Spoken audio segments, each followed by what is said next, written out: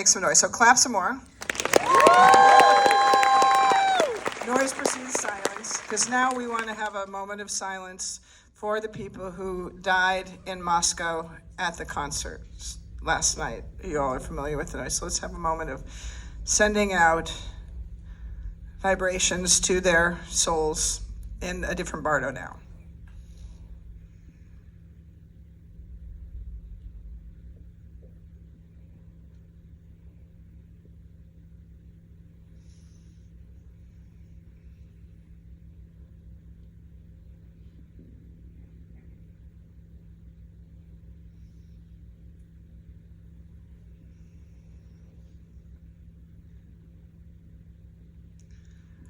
Thank you so much. Like 2015 or something, when, was that Bataclan, 2015 or 16? One of those. Yeah. I remember I was on my way to Paris and I was supposed to be in a panel about music and presenting music. And it was supposed to be at the Bataclan Club. And so that was the night of that attack. And I called them and said, if you're still going to do this thing tomorrow, I will be there. And we did. We went there, and the producer of the event had been killed in the club. And but it was a very intense meeting, of course, because we talked about something that was really in the back of people's minds. So I just wanted to. I'm glad we acknowledged this moment there, because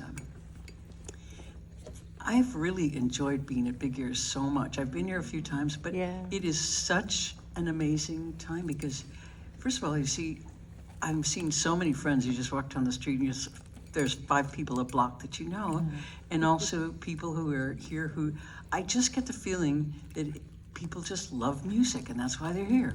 It's not a sort of professional thing at all. It's just love of music, and what's better than that? So it's really been amazing to watch all these shows happening nonstop.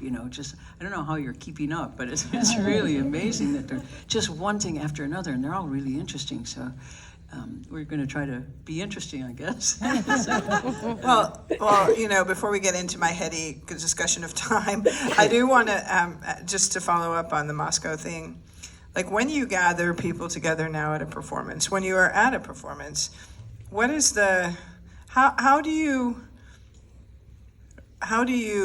incorporate or respond to or, think about the presence of risk in those situations, given that we know there is risk?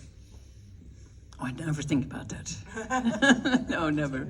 No, I'm a kind of optimist, and I don't, and not really because it makes any sense. I'm not an optimist because it doesn't make any sense. It doesn't make any sense to be a pessimist either. You don't really know how things are going to unfold.